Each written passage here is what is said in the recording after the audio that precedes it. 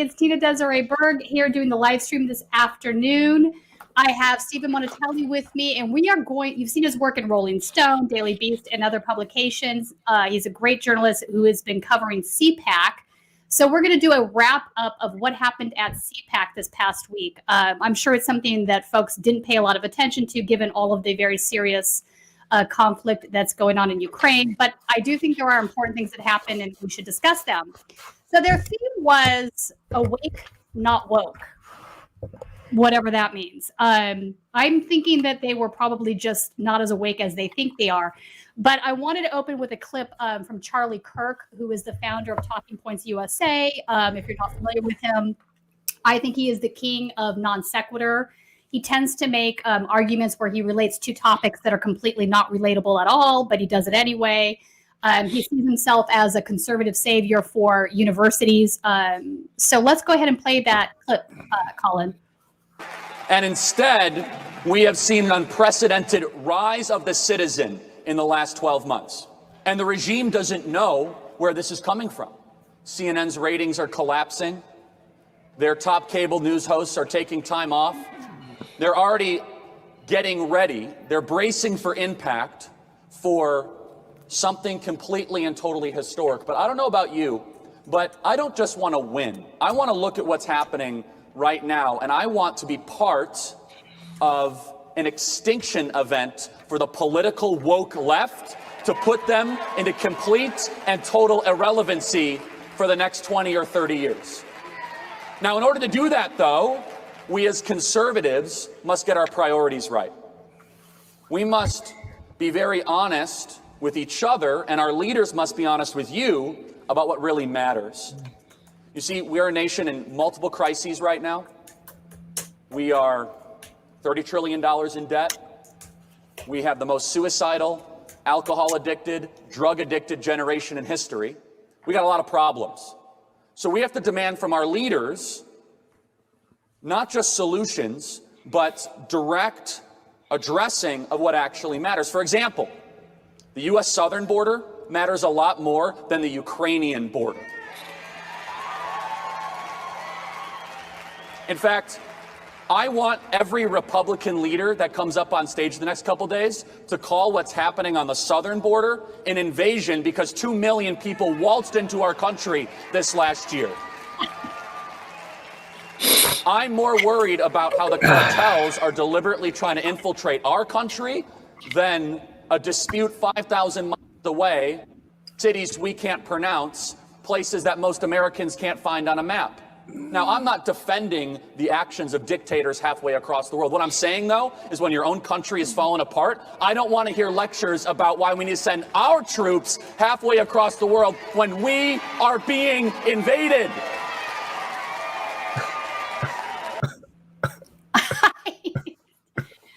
Stephen. Okay, so let's clarify something. It is Turning Point USA. My bad Freudian slip there, although Talking Point USA sort of works. Charlie Kirk, let's talk about him for a second. He makes a lot of arguments that are about things that aren't related, aren't mutually exclusive. In addition to immigration, I know he talked about voting fraud, the big lie, controlling how, he said the government is controlling how we breathe, host of other things. What is your take on Charlie Kirk? Well, it sounds like he wants to make college kids dumber, and he's a self-reflection of that agenda. I mean, he said something that was true, which is a lot of people in America can't find a lot of these countries on a map. And I don't know if that's something to be using as a point of defense. Right. I feel like it's reflective of a sad truth is, you know, look at literacy rates in this country and just go get a drink.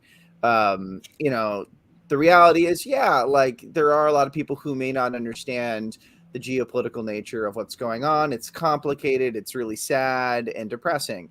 But he's trying to wield it as if it were just a cudgel for these other priorities that it has nothing to do with.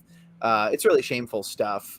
Although I will say that at the Turning Points USA booth, one young man told me that I should thank capitalism because my outfit was swaggy and that capitalism has never killed anyone. Oh, shit. Why am I not surprised by that? You know, it's interesting to me that these guys constantly conflate capitalism with innovation as if these things are the same, right? They go in lockstep, and it's just not the case. And in fact, most technology that we have in this country that's been used by corporations was at some point developed by government funding. I don't think that's a controversial statement, but they don't seem to understand that, right? It's capitalism is king. No kidding. And I mean, if we want to like get into economics or political economy or sociology, any of those disciplines that are pretty important to understanding what's going on in any of these topics, markets are different than capitalism. There are socialist countries that have markets. There's theory that involves socialism and markets, just as an example. So it's ignorance. It's ignorance. It's the conflation of concepts that are either unrelated or are distinct and should not be simply collapsed into these buzzwords that they like to deploy to get the crowd going. You know, it's true. And, you know, he talks about being anti-China, and China at this point is a capitalistic political economy. I mean, you might want to call it state capitalism, but it absolutely is capitalism, as is Russia. So I think when he says that, or when he mentions socialism, I know Turning Point USA is constantly, and Candace Owens too, they are always talking about socialism. They seem to like conflate that with authoritarianism or totalitarianism. Like they can't wrap their head around this idea of having social democracy. That just doesn't make sense to them. No kidding. And they're speaking to the ignorance of the country. There's a polling USA polling poll that like just was released. What do you think best describes Russia? The question says 42% communists, 13% socialist, 11% capitalist, and 17% something else. And then the actual firm responded on this tweet, the actual answer is oligarchy, for the record. Yeah. All right, I will go with oligarchy. That works for me. That's remarkable, actually, because in 1991 was the fall of the USSR. How do they still think that it's a communist country? I don't know. I mean, you know, we're beating the drums of Cold War propaganda. I mean, hell, Tom Clancy has done so much psychic damage to this country single-handedly by putting out those sorts of books. I mean, people think that that's the world we're still living in. And you could just interchange Russia or China or North Korea in the minds of a lot of these people. And it's all the same. Oddly enough, we never actually talk about the countries that are actually socialist or communists, like Vietnam, because they whooped our ass. There's that. We don't talk about that, and you know, we don't, because it's not as scary. No one's scared of Vietnam. No, and they do. You're right. They do tend to put them all into the same bucket, and you know, really, there's a large difference between North Korea and China. These are not the same types of political economy at all. Exactly. I mean, even you know, to collapse these things so simply is disingenuous at best. So was there any Q&A that went along with some of these speeches? Because I would be curious to know what some of the questions Charlie Kirk got were, if there was. You know, no, the on-stage stuff was pretty controlled. Any of the Q&A stuff would have been the panels that were also on the big stage. There were these like smaller breakout rooms that occurred. I didn't go to all of them. I popped into one briefly, which was about criminal justice reform of all things, which actually piqued my interest. And they had a guy up there who was, you know, going to the mat for criminal justice reform, but incidentally, he had been pardoned by Trump for having, I guess, given false statements during the Abramoff investigation. So take that for what you will. I mean, yeah. All right, so let's move on to Candace Owens for a second, because she's the counterpoint to Charlie Kirk at Turning Point USA, and also just, you know, always saying hypocritical things, or again things where she doesn't understand the context of what she's discussing. I think back, of course, to that infamous moment when she was sort of like softballing Hitler to Congress when she was discussing white supremacy, which I know circulated all over the internet for good reason. But let's go ahead and cut to her clip. And she's talking about, well, I'll let you hear it. It has never been clearer, especially over these last years in the era of COVID, just how much power we as parents have ceded to the government. Then there's that fashionable brainwash, which we see at home when you're watching the pollution of the mainstream media narrative that tells us that we ought to just trust the experts, right? Trust the experts. Don't even think about it. Go to work. Trust the experts. Here's what you need to know. You need to put a filthy cloth over the mouth of your innocent child. Trust the experts on the second dose, the third dose, the fourth dose, the never-ending doses of vaccines. Just trust the experts and don't ask questions because you're not smart enough to understand this. The ever-changing minute-by-minute science, the Fauci science, the Bill Gates science. Trust the experts. That when it comes to our children, we are the experts. We make the decisions. Every time I hear this clip, I laugh because she says, the science, ever-changing science. By definition, Candace, science is ever-changing. Science progresses on findings, and when you reach a conclusion that tells you something that you thought was wrong, was right is incorrect, you change your opinion. That's what you do. That's the point. She doesn't seem to get that. Also, trust the experts. This is like, I did my own research, right? Oftentimes I hear people say that and what follows next is just not accurate. So, but she's definitely playing into that crowd with this speech, right? This is, we're not going to trust the experts because they've led us wrong. We don't like what they're saying to us. The vaccine, third, fourth, fifth doses.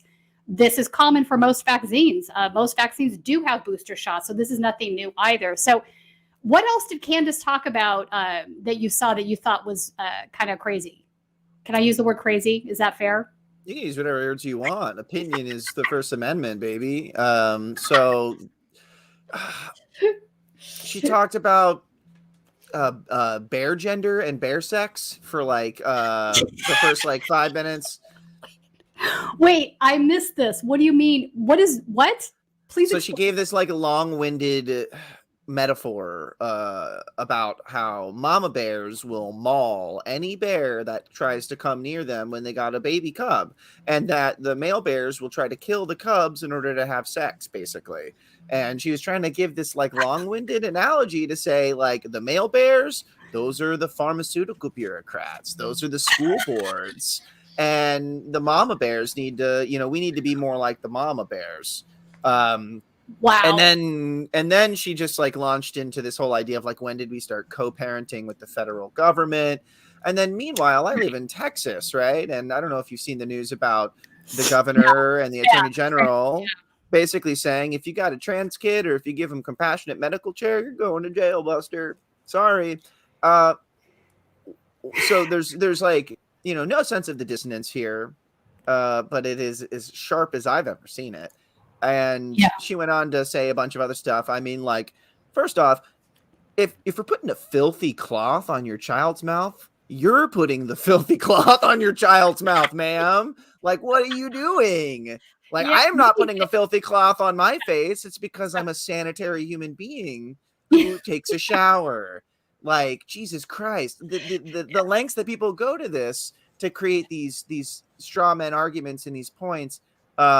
It's astonishing, and what people react to is even more astonishing. You can hear it in the crowd responses. Right. Well, I mean, let's be honest. I think a lot of the media personalities that are going on and on about vaccines are doing so because they're getting clicks. It's what they're looking at. I don't know if everybody making these claims actually believes them, because most of the folks that I say talking about this actually in the real world are vaccinated. Well, you might remember the philosopher who said this. There's was it Schopenhauer? They basically made the argument in one of their pithy books about argumentation. It doesn't matter if someone actually believes what they're saying. If they keep saying it and they act on it, and then there's the difference is futile. It's indiscernible and in fact impossible because we only really even have an inkling of our own intentions. I mean, how many times have you done something and you're like, why the hell did I do that? So yeah, I don't care if they actually believe it. It's a little more concerning when people are zealots because maybe that tells us something about the extent of their motivations and what they might do. But, if they're feeding into this, if they're making it worse, I consider them just as responsible. No, and that's a fair point. It also getting lost in the news cycle because of Ukraine is the fact that we have been having a lot of COVID deaths, more so now than we have had at any other point, I believe, in this. It's normal now. So it's been normalized, and it's really frightful to me. One of the things that, in fact, I want to go back to Charlie Kirk for a second. One of the things I heard him say in his speech, too, that I thought was really terrible was he was making the argument that it was immoral to force the young kids to try to do the right thing to keep older folks alive or not sick. And I was like, wow, are you advocating for some form of eugenics right now? Yeah, Charlie, what's going on here? I mean, you know, I wrote in my article that the first Rolling Stone article towards the end about Umberto Eco, and one of his 14 points describes the notion of contempt for the weak. Like, come on. Yeah, fuck these people. They're too weak to survive anyway. And if you have to help them to survive, they're too weak. That's what they're saying. That's basically the point. And so when I heard that, I got these 14 points in my head and I just check them off.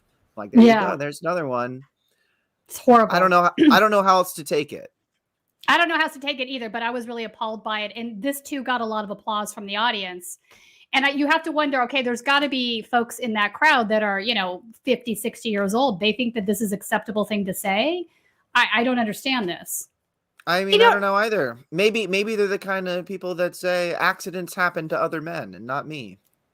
Fair. And then you also have to sort of wonder, do they not also realize that younger folks can die from COVID as well? This idea that it's only older folks dying is just not a true one. We have data that shows us clearly that that's not true. But Tina, people have been dying from stuff forever, so like whatever. Yeah. Like that's it. Okay.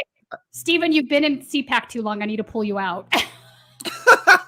Look, I'm just channeling what I've experienced because this is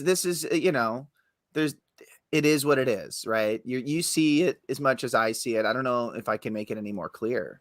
Yeah, no, I understand. And you're right. It's sort of, if you look at this and you hear what they're saying and you're not radicalized into their echo chamber, it's kind of like, you have those moments.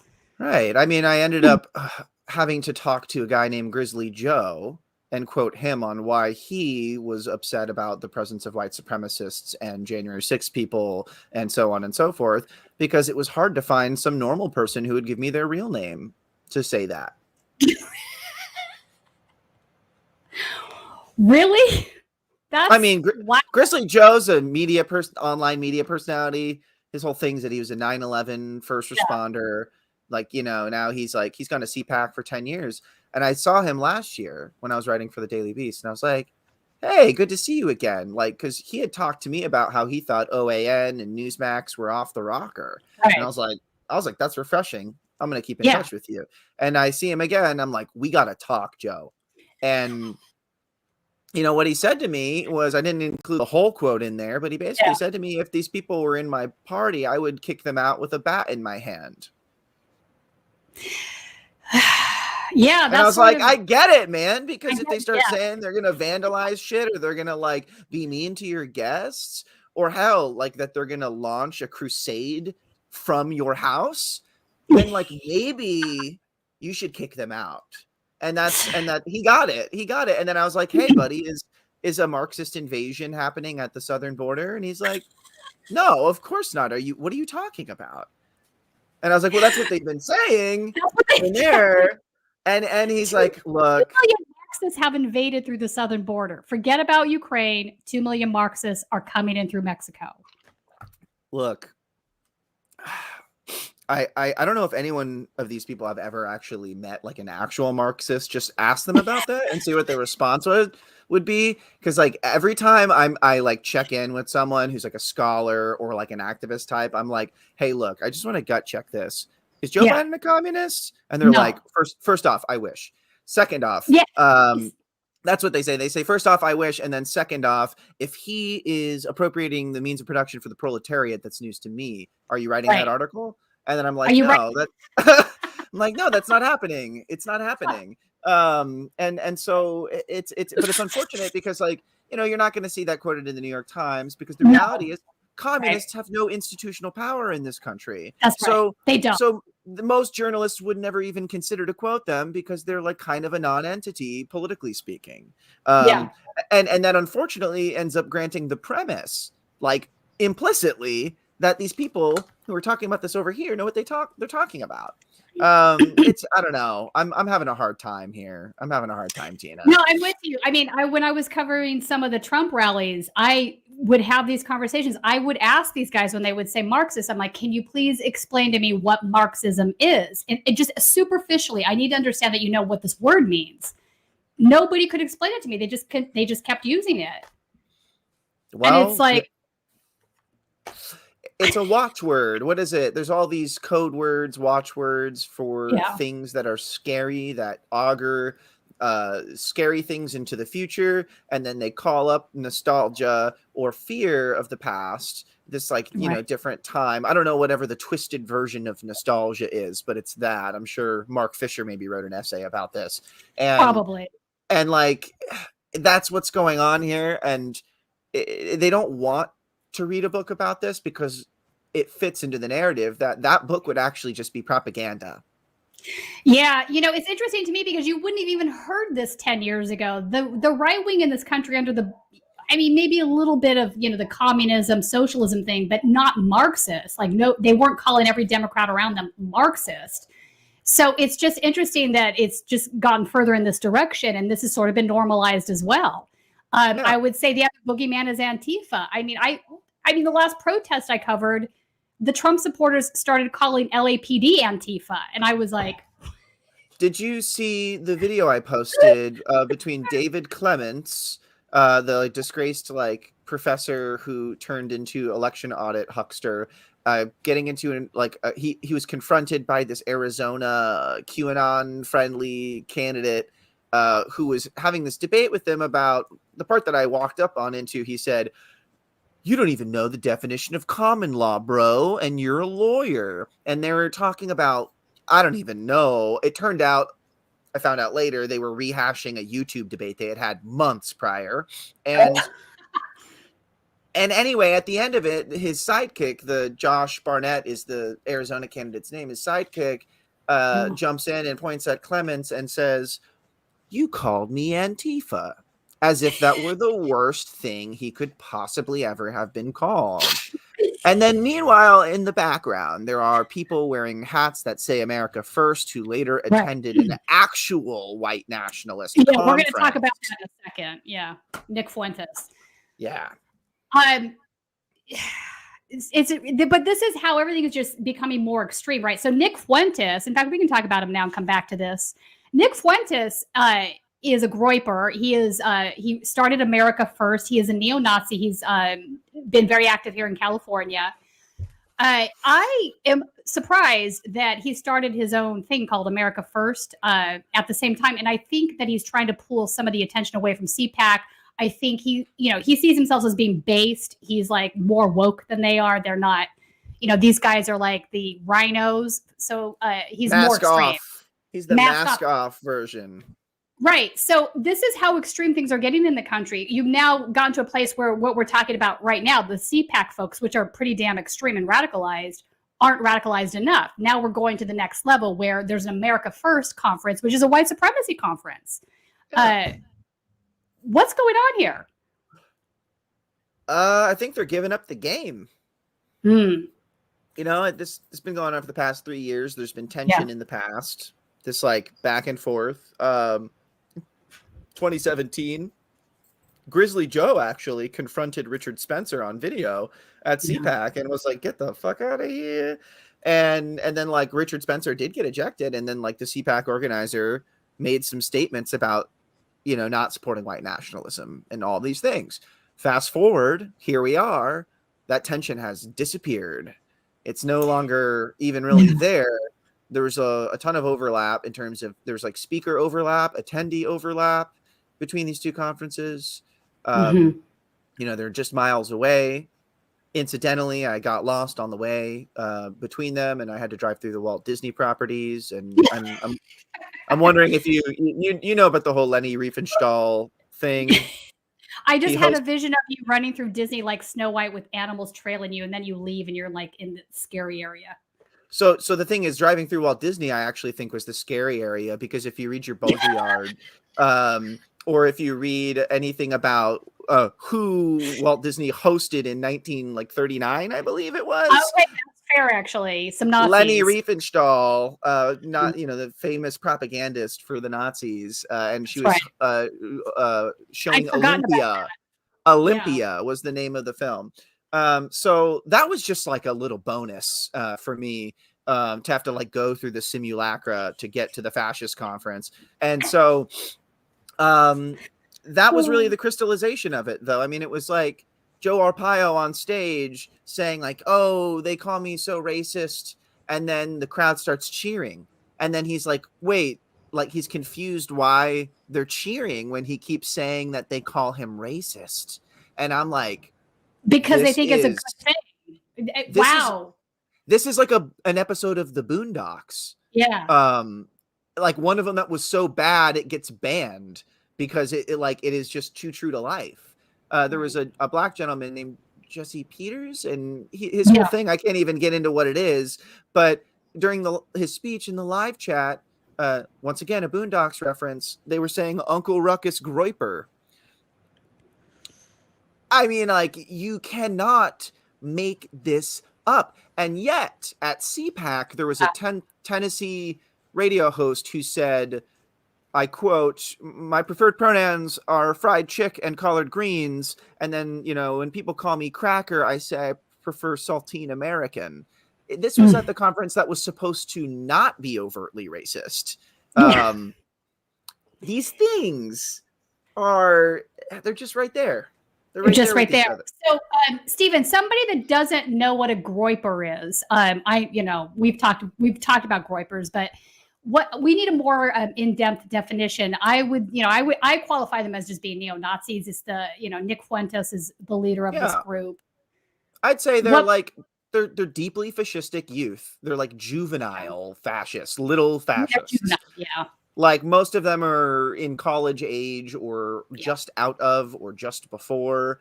They, are high energy.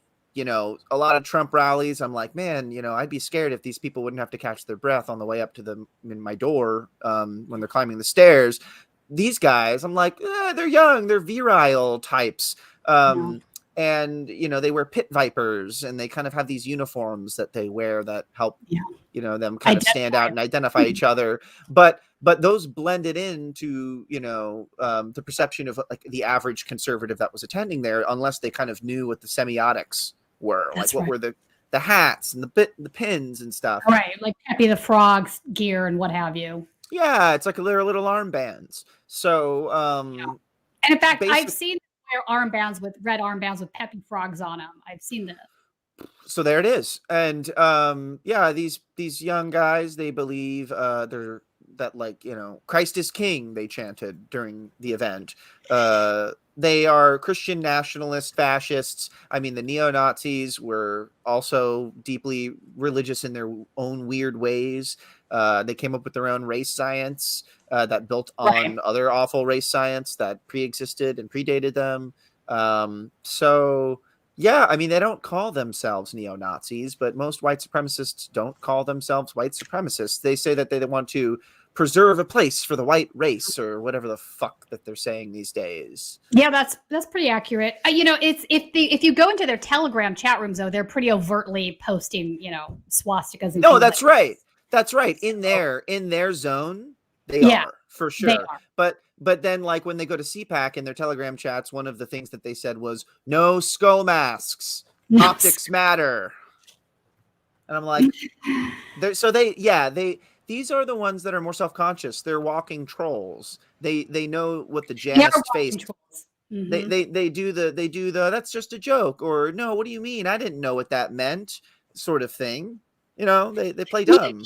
Let's talk about that for a second, because that is quite common for this group, right? They try to use it's irony or it's comedy to sort of mask their overt racism, their overt anti-Semitism, and it doesn't work, though. I don't know why they think they're getting away with anything. They think that if they don't explicitly say it on the record, that we won't figure it out. I mean, the swastika could give it away. Just saying. All right, so that's interesting. So how many attendees would you say were at this Nick Fuentes conference roundabout? Hundreds. You know, Hundreds. I saw them like streaming out of the place when it was over. I mean, it wasn't nearly as big as CPAC, to be clear. Okay. But you did see some crossover. What was the attendance number-wise at CPAC?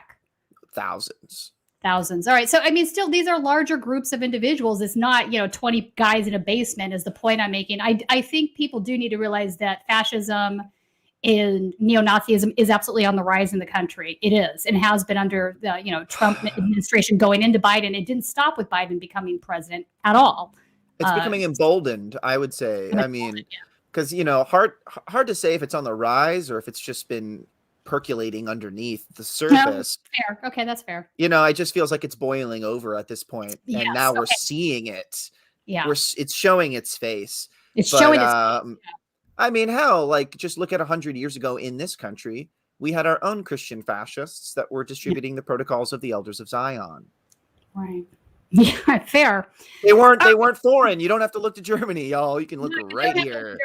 There's literally Nazis everywhere. I don't think that that's a crazy statement. And their ability to talk to each other has come to fruition via the internet. And if they've been kicked off Twitter, if they've been kicked off Facebook, they're still able to get on apps like Telegram and organize on there and speak to each other without any fear of retribution. So, and on a part of me, I think that that's okay because you do want to be able to monitor what these guys are doing and saying. And if it gets too far underground, you lose your ability to do that.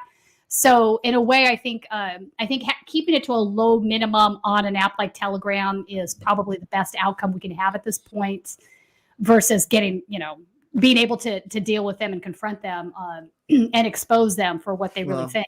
And as we see, as they keep having to jump from platform to platform and they increasingly go into the arms of these like homegrown far right websites and stuff, they keep getting compromised. They have garbage cybersecurity.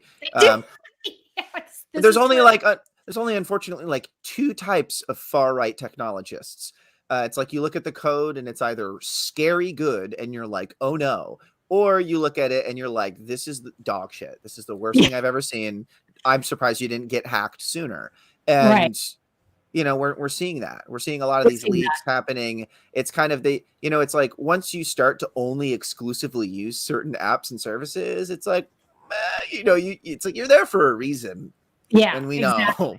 Exactly. We know what those reasons are. Yeah, the Patriot Front leaks were pretty telling, I thought. I mean, there's web service providers, fundraisers, the whole 9 yards. The whole 9 yards, 100%. All right, so I want to shift gears back to CPAC. I want to talk about the British guy, Nigel Farage, I think is how we pronounce his last name. Colin, can you play that clip? Because this is kind of an interesting guy. I am in no doubt that if Donald Trump had still been the president, that invasion of Ukraine would not have happened. I'm in no doubt about that. But it has happened. And if something's gone wrong with Putin, if he's lost logic and reason, it's not impossible to think that he'll want to go back to the days of Catherine the Great and the Tsarist Empire, and that Poland, Latvia, Lithuania, and Estonia are under threat. He also is probing at NATO, and I'll tell you why. This remarkable alliance that has worked since the late 1940s, was put there to guarantee peace, has pretty much done a very good job over those years. But something happened last year. America withdrew from Afghanistan unilaterally without even consulting your closest ally in the world. And let's face it, we've been with America in virtually every major conflict, side by side you, since 1917, and what Joe Biden did without a phone call was to withdraw American troops from Afghanistan. And we're asking ourselves a question. Do America still want to be the leaders of the Western world? Because if they're not, we have a problem. And the truth of it is, and this is unfair on American taxpayers, and American people, but it's a fact. The truth of it is, without America, NATO is a waste of space. Without America, Putin can do what the hell he wants, and we don't have the strength to stop him.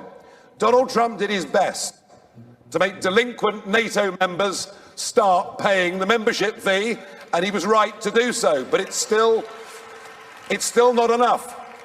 It's still not enough. So there needs to be a big public debate in America. So, Mr. Brexit, basically, he's arguing that if Trump was president right now, what is happening in Ukraine would not be happening. I think that's incredibly naive. I mean, you're giving America too much credit here. There's been an ongoing 8-year civil war. What do you make of this guy? So he, let's see, he had some interesting insights, I think, at least in terms of, he was one of the few people at the conference who seemed to have any grasp of geopolitical history. So he did. As racist as he is, at least he understands some things. I mean, yeah, you know, his takes on them, or his like positioning of them, that's maybe I would say a different story, but yeah, Nigel Farage was like a Brexit guy, if I'm not wrong. Yeah, he's Mr. And he said, you know, like NATO expansion probably has kind of thrown a little bit of gas on the fire over the past couple decades, right? And I'm like, go on. And you know, he didn't really. I mean, the whole Afghanistan thing, just, yeah, it's absurd. It seems ridiculous. No one's going to win that war. We obviously weren't going to do what we set out to do and remake the freaking country. So yeah, I think it was like, on the one hand, yeah, he was the one person who kind of had a sense of any arc of history, but I guess that's also simultaneously really bad news if that's the best they got. Yeah. No, that's true. You know, do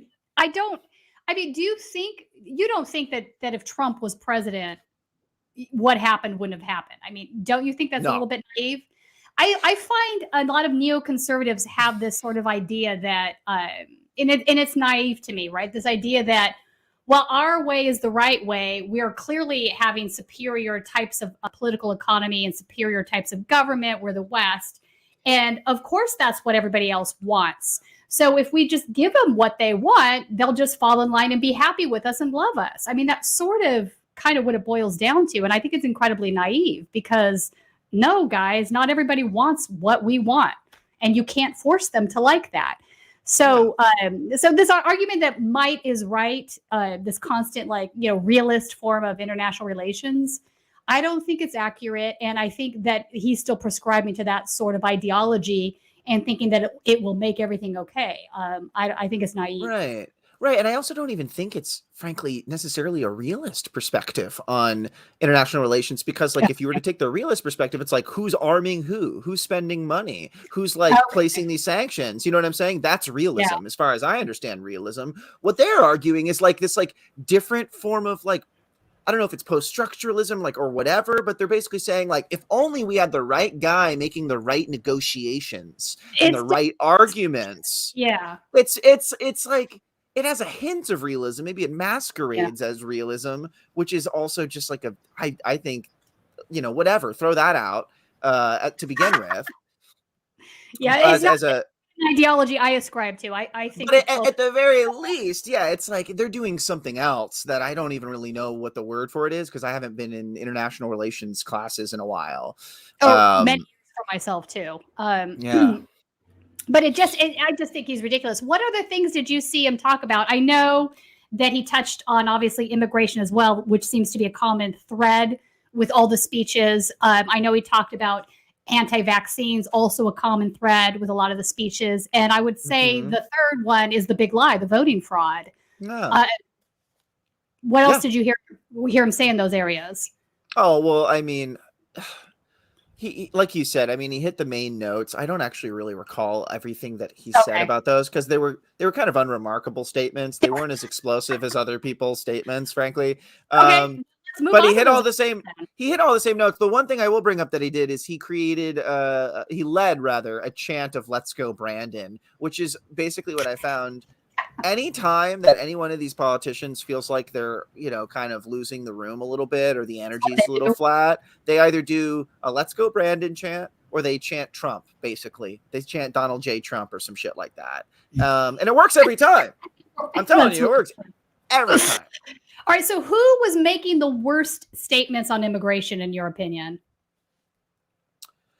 Fuck. I haven't. Sorry. I don't know if I can do it. I haven't created a ranked list. I haven't created an Excel spreadsheet because I'd have to do some scoring here because it's a competition.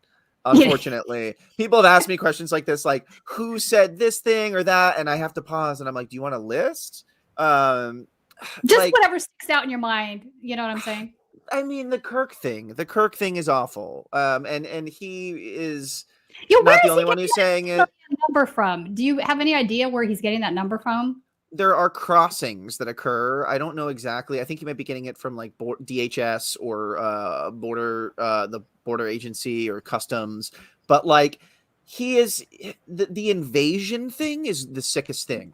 I think it is, and it is something that Trump says. It's something that Kirk says. It's a bunch of them say it, and it is sick. It is sick. It is not an armed invasion. This is not a planned military plan. It is These the most dangerous shit. Escaping our foreign policy, oftentimes in other countries. Most of these folks right. coming up to the border wouldn't be doing so if they weren't leaving really dangerous situations in their home countries that have often been made worse by what our actions have been there. That's right. When Charlie Kirk was like drug-addled country, yada yada, I was like, my brother, have you heard of Iran Contra? There's just so much here. We could spend hours, days unpacking some of this stuff. But I mean, that's kind of why I just tried to cut to the chase with the 2 articles I wrote. I mean, it's like, that would be a waste of time in my mind. We know what this is now. I mean, it's like if people have known what this is for a while, and people have attacked some of those people who have said that word because they said, oh, that's too soon, or no, that's not right, or you can't just call everybody you think is extreme or you oppose a fascist. And I generally agree with that statement, actually, because words mean things. But this isn't that. There's a lot of fascism is increasing. That's what I think that's the component that people are not realizing. No, when I use the term fascist, and I'd say the same is true for you, we actually do mean fascist. I mean, these folks, that's not an exaggeration. It's not hyperbole. These folks are really engaging in fascistic remarks. I don't know how else to reframe it. And the fact that is on the rise is concerning. They're building a fascistic movement. I mean, hell, there's paramilitary people who show up to this stuff, right? There's militiamen. It's not a formal, organized paramilitary force because words mean things, but how do those things start? Right. On Telegram. On Telegram. I'm just saying, on Telegram. I want to ask you about Tulsi Gabbard here for a second because, wow. What the fuck is going on there, man? So I've actually interviewed Tulsi a few times back in the day. I have not for a while now. I interviewed her in 2016 at the DNC convention about the stance that she took on the superdelegates and supporting Bernie Sanders. And what she was saying in that regard was absolutely spot on and correct. I've interviewed her about the Israeli-Palestinian conflict and a few other things, but I have seen her shift so far to the alt-right at this point that when I saw that she was going to be one of the headline speakers at CPAC, I kind of went, yeah, that checks. It does. It does track, doesn't it? Which is unfortunate, I think. It is. I didn't catch her thing because it was a dinner, I believe, where she spoke. But I mean, yeah, what? Joe Manchin sitting with the Republicans at the State of the Union. I mean, what the hell are we doing here? What are we even doing here? This is really bad, folks. This is like Southern Strategy 2.0, but somehow it's West Virginia and Hawaii and Nevada. Like, what is? I'm confused. It's wild. And I'm really gonna just give my very legally couched opinion here, but it just sure hell seems to me like it's just corruption at a certain level. It's either corruption or people are just off their rails, and I don't know what their foundation or their moral compass is. Yeah, Yeah. exactly. I think the same thing because sometimes I see people that were Bernie Sanders followers. I mean, Cassandra Fairbanks is just but one of them that have gone all the way to the opposite extreme, and they're hanging out with guys like Richard Spencer, and you're like, how did you ever believe that Bernie Sanders was your guy, and Look. now you're hanging out? My thing is this: anti-establishment is not an ideology. That's right. If you're simply contrarian for the sake of being contrarian, you have no principle, and it can go anywhere from there, right? So That's right. Like punks, they kicked out the Nazis from the punk scene because punks right. are anti-authoritarian, but they're not just anti-authoritarian. They have some sense of morals and taking care of their community. And whenever those people start showing up, they got kicked out because they didn't belong there. And even if they tried to cast themselves as, oh, well, we're against this authority system, it's like, no, you want to put in your own authority system. You want to wear your boots and stomp with those instead of getting stomped by the other jackboots.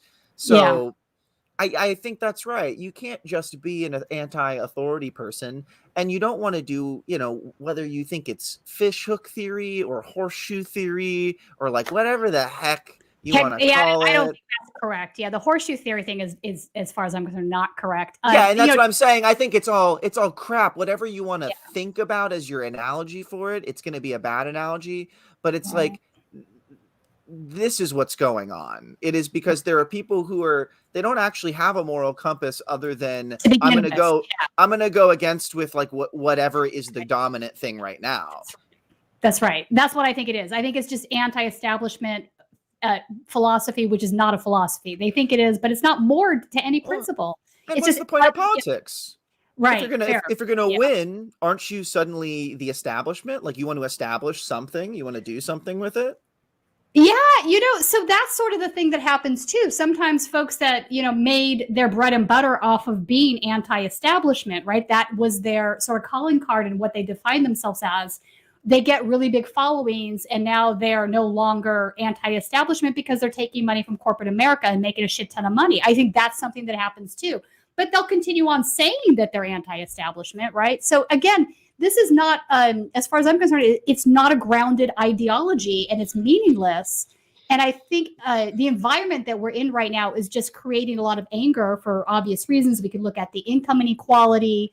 We can look at, just a host of things that are going on globally, and it's contributing to that. These are the factors that drive increases in fascism, in my opinion. And I think that the increased anger is just not, when it's not moored to any principle, this is sort of what happens. Yeah, it's a lot of anger and a lot of people who feel like something is wrong, but all they have really going for it are their instincts and their sort of knee-jerk things. And so they're looking for someone to tell them. Reactionary. Yeah, it's totally reactionary. I guess that's a good way to think of it. So lots of DeSantis love was going around. I know there was a couple of polls. I saw one poll in particular, the straw poll, that basically had Trump winning the 2024 to be Republican president. But if he was not on the table, DeSantis would be number 2. That's right. What are your thoughts there? It was the same as it was last year. Nothing's really changed much there. I think really what's changed is, is Trump going to run, right? And that's like a question people ask. In my mind, it's obvious that he's going to run unless, something happens, barring any other major criminal investigation or something like that. Barring that, I think he is. Yeah, but then even then, Eugene V. Debs ran from prison, didn't he? Yeah. Okay, that's a fair point. So, I mean, things could get more wild than they already are, I guess. I'm just saying, I don't know if they passed any laws about that. I wouldn't be surprised if they did, just to say, fuck this guy. We can't let this happen again. But I'm just saying, things could get weirder. Things could get weirder, definitely. So the other thing I wanted to bring up was critical race theory. Obviously this has become a very favorite whipping post for the right in this country. But that seemed to be an underlying theme of not only CPAC, but also of Nick Fuentes' group. They view this as threatening. The idea of looking at American history or the American legal system through a lens that takes race into consideration. And here's the thing I always say. Yes, we know that race now, we've decoded the human genome. We know race is biologically vacuous. It's not anything more than a social construct. But I don't think that matters. Racism does exist. Even if the myth of race does not, it's a myth, it's not true. The fact that people believe in that myth has been very dangerous and deadly for, hundreds of years. And it's something that we need to address, right? Racism is definitely real. So why do you think, I've seen an increase of critical race theory being really, really something that they hate so much. And it's been around for 20, 25 years. This is not a new theory. Why is it becoming in the last 2 years such a big boogeyman for these guys? And in particular, the Nick Fuentes crowd, which obviously views it as being anti-white. Mm-hmm. Well, I see it starting as a reaction to the Black Lives Matter, sort of the uptick in the protests, the big surge after the horrific murder of George Floyd by a Minneapolis police officer, right? So it's not that it started then, but that was a moment in American history where there was a massive recognition, and then suddenly you saw schools, corporations, cities, all these places recognizing and starting to do some of these things. Right. Fast forward a year later, go look at the Google trends. Just look at the term search for critical race theory.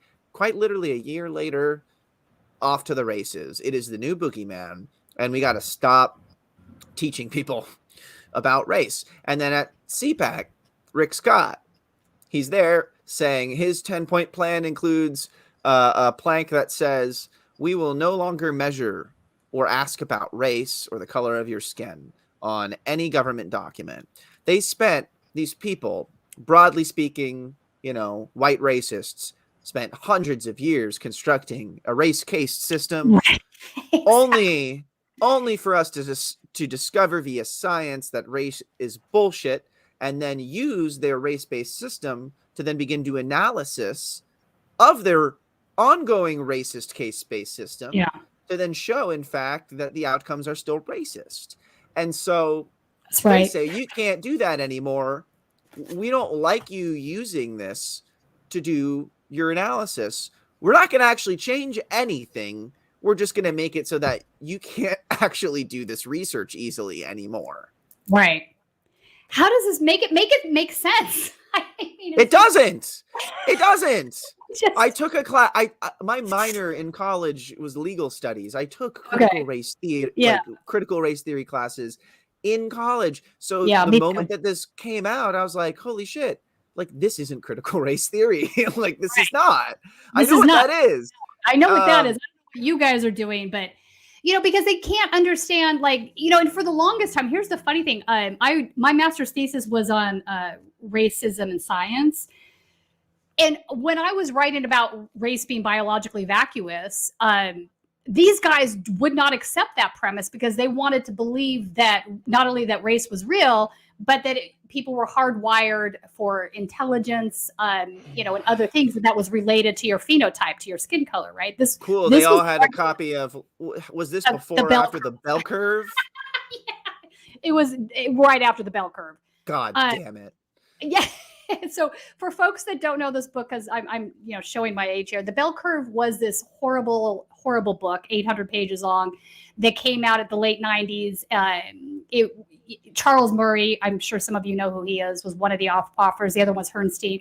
But these guys were basically arguing that not only was intelligence innate, it was you were hardwired towards it because of your race, and that we shouldn't fund groups or any sort of educational programs like Head Start, simply because if we did that, we would just be wasting our money. So I just gave you the Reader's Digest condensed version of an 800-page book. I think one of the greatest books ever written was a response to this, and that would be Stephen Jay Gould's The Mismeasure of Man. I suggest you skip The Bell Curve and pick that one up. It's a great book. Yeah, it's a good book. But, they didn't want to accept that because they wanted to believe that they were biologically superior, right? They needed to believe that the master race, this idea that we are born into this, what does Richard Spencer call that? People of the sun or whatever. They needed to believe that, right? And science was debunking that and saying that's not the case. And then when Ventnor, who is one of the scientists that decoded the human genome, came out and made this case and saying that race isn't real, we need to stop looking at these terms as if they have any meaningful import, that just put them all over the edge. So now they've sort of had to become accustomed to that, right? That this is what the science is. So now they're trying to still, hold on to their racist beliefs. So, now here we have CRT becoming the boogeyman because this is an examination of the harms that believing in racism has caused, through the lens of legal system, right, criminal justice system, things of this nature. Well, and they would use your own arguments against you. Oh, civil rights passed, right? Oh, they proved, that science says there's no such thing as race. Why are we still measuring it? That's what they say. Why are we still measuring it then? Aren't you the racist now? Aren't you? I've had, in fact, when I had to defend my my thesis, one of the conservative guys said to me, he's like, then you don't believe in affirmative action. I'm like, I actually do. I absolutely do. And let me explain something to you. And I shouldn't have to at this level of philosophy. I should not have to explain this to you. If race is a myth, that doesn't make racism not real. Racism right. can be every bit real and cause excruciating amounts of damage. Just because people believe in a myth, this thing is a myth, right? It doesn't exist. But that belief in that myth is what undergirds racism, right? It doesn't matter that race isn't real. It doesn't matter at all. This thing very much is. People fight whole wars over their beliefs, that they think other people's beliefs aren't real. And I think we can look in our own history for parallels here. I wrote an article for Rolling Stone a few days before I went to CPAC. Well, that's when it came out, at least, about, the CRT battles and stuff going on in North Texas where I live. And long story short, they just want to reinstate patriotic education down here, which was basically created around the time when people with last names like mine were moving to this country. And they didn't like that. They thought people with my last name weren't white. And so they were afraid. So what they did was and by they, I mean the American Legion rather, was like the first institution that really pushed for 100% Americanism, patriotic education. And they said, yeah, we should be teaching this in schools, that, only certain types of people are American. You have to be a certain way to be American. And that what our founding fathers wanted was only for certain types of people to govern, which means, land owning men. Yeah. And land owning white men. and fuck, Italians weren't even white back then in their eyes. You're right. That's true. And there look was a at lot me. of Look at me. Come on.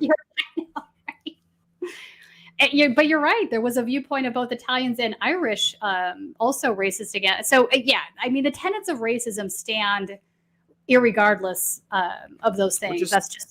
We're looping right back to that. We're looping right back. Yeah. All right. So then the next thing I saw being just a theme throughout was, again, voter fraud. So I can't believe that a lot of these guys still think Trump is president. I saw one guy actually was saying that Trump is president. And I'm like, yeah, no, we're in fantasy land. It's the Magic Kingdom in Orlando, Florida. How many times do we have to do a recount, go through court cases before these guys accept the reality? Do-over. I'm on the playground. I want a do-over, Tina. You're killing me today, by the way. I feel like death. I feel like shit. So, all right. So they just believe this stuff. All right. So did I miss anything? I feel like I hit on all the points, but what would you add to this that I didn't touch on from either of your articles? Oh boy. Let's see. I've got one of them right up in front of me. I mean, did you see Marjorie Taylor Greene's 14 tweet thread after the event? Do you have that handy? In fact, we can have Colin put it on the screen, maybe, if you drop it in the StreamYard room. 1 second. I've got a good. Here we go. So, there's at least I just sent you a commentary on it from a historian, Kevin Cruz. Maybe you can pull that up. Did you drop it on the screen share? Yep. Colin, do you see it? Yeah, he's got it right there. I see it. Oh, there it is. Okay. Yep. Yeah, Thank so you, he says, Colin. weird to waste 14 tweets when 14 words would have said the same thing. Well, maybe that was by design. Right. And did you see in my second article that I chose the 14 bloopers from CPAC? Yeah. I didn't know. I missed that. Now that you pointed out, though, I'm gonna. Yeah. I see. So 14 that's the bloopers. 14th. So- That's the 14th blooper I wrote is after pleading ignorance about the deeply racist and fascistic qualities of the AFPAC conference, Taylor Greene proceeded to share clips of her speech from and shared a 14-tweet thread defending her actions. Quote, weird to waste 14 tweets when 14 words would have said the same thing, quipped Kevin M. Cruz, a historian, alluding to the 14 words, which have been described by the ADL as a reference to the popular white supremacist slogan. That's right. So for folks that don't know, you've seen maybe 1488. This is the 14 words that are made.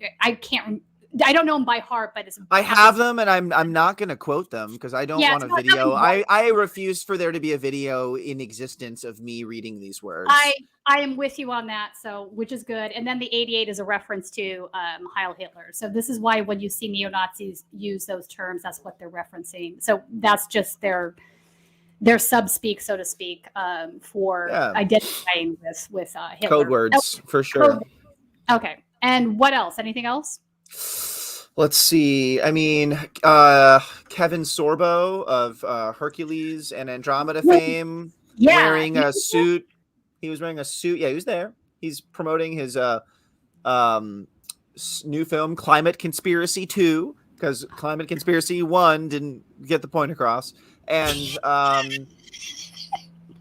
was wearing a suit lined with his own tweets. Like this black lining here, tweets, just photos of his tweets. I'm not kidding.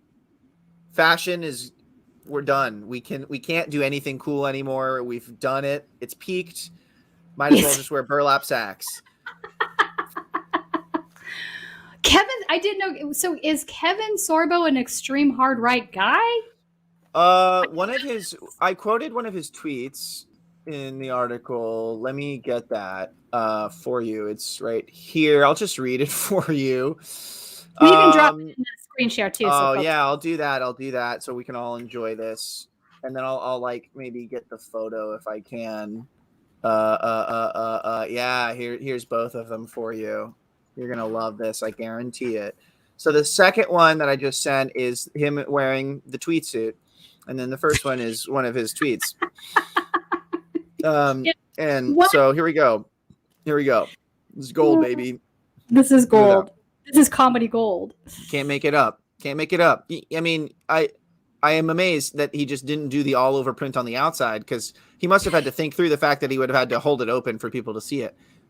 Maybe he was thinking he would have someone commented on it later in the night when he's taking it off. I don't know. The other one, you should see one of his tweets now. There you go. Same person who says the world is overpopulated, wants to save your life with a vaccine. My guy, I don't even know where to start. I don't even know where to start with that either. So, wow. Just go scroll. Just go scrolling. Awesome merch. You could have bought a collected set of Trump's tweets in book form.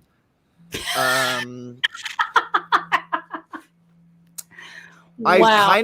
I regret not buying them. Honestly. Coffee table book of they're Trump's like they're like pocket Constitution sized, so you can you can keep it with you, so you can like pull it out and like whenever you need like some words of affirmation or you're feeling lost, you can consult it. That's insane. It's some good stuff. There's just like amazing things, really a spectacle unlike anything I've ever seen. And like I've been to some stuff and I've done some things, and let me tell you what, I felt like I was on some hardcore drugs, but I wasn't, because I was in Florida and there were Secret Service. Do you remember last year they had or was it the year before actually, where they had the gold statue of Trump? I was there. I was here this time again. I got a selfie with it. You got? Yeah, are you kidding me? I can't not. Yeah, I thought that was kind of wild. There was a Rambo Trump, Rambo's body Trump's head. Also got a selfie of that. There was Trump themed hammocks. They could carry up to 500 pounds. We tested it. A buddy of mine who weighs over 400 pounds like tested it thinking that he might accidentally break it and that we would get a film video of that. And it didn't happen. It didn't happen. I mean, the hammocks were good. Well, there you go. Yeah, wow. Look, I tell it how it is. I tell it how it The is. Trump cult is alive and well at CPAC is what I'm hearing. We sort of went through everything that they picked as their theme, awake, not woke. I Imagine just like someone correcting someone else's grammar and one of them's white. That's like basically how I interpret that slogan, that theme. It's awake, not woke. Now can I speak to your manager? Yeah. Now can I go full Karen? Right? Or Kevin Sorbo? Or Kevin Sorbo, exactly. Stephen, so if folks want to read your 2 Rolling Stone articles and they want to follow you on Twitter, where is the best place? Give us your Twitter handle, all that information so folks can find you. Follow me on Twitter. I am at Steve Vanzetti. That's all one word because of, the first Italians that I learned about in American history. Imagine me sitting in school learning about Sacco and Vanzetti and how they didn't do it. And I'm like the only kid in the class with a last name that's Monacelli in Texas. So follow me there. You can read my articles. I have a link tree that goes to my muck rack where you can see all the stuff I write because I write for more than one place. I also publish a literary magazine, which I will plug because why not? It is called Protean Magazine. We publish essays, fiction, poetry, art. We are all pretty left-leaning people, I would say. But the kind of stuff that we do, we think is important, and we think you should check it out. We're a nonprofit, and we focus on paying writers and artists a reasonable amount of money for their work on a timely basis, because that doesn't really happen that much these days in publications. So you should check that out too. And then, I post all my articles on Twitter. I share them. I do like to shitpost and other things. So that's probably the best place You're a funny guy. Not only are you a good journalist, you're a funny guy. Well, I did go to school for theater where Stephen Colbert did. Did you really? I didn't know that. Yeah, one of these days I got to bully him into letting me on the show because he has used some of my tweets on his show as a joke. And I'm like, we went to the same school, man. That's funny. What are you doing? So, Stephen, if you see this. Yeah. So that's it. Yeah, follow me there. Follow Protean Mag. And thanks for having me. This was really a lot of fun. No, thanks for coming on. I hope everybody enjoyed the show and have a great afternoon. I will try. Thank you.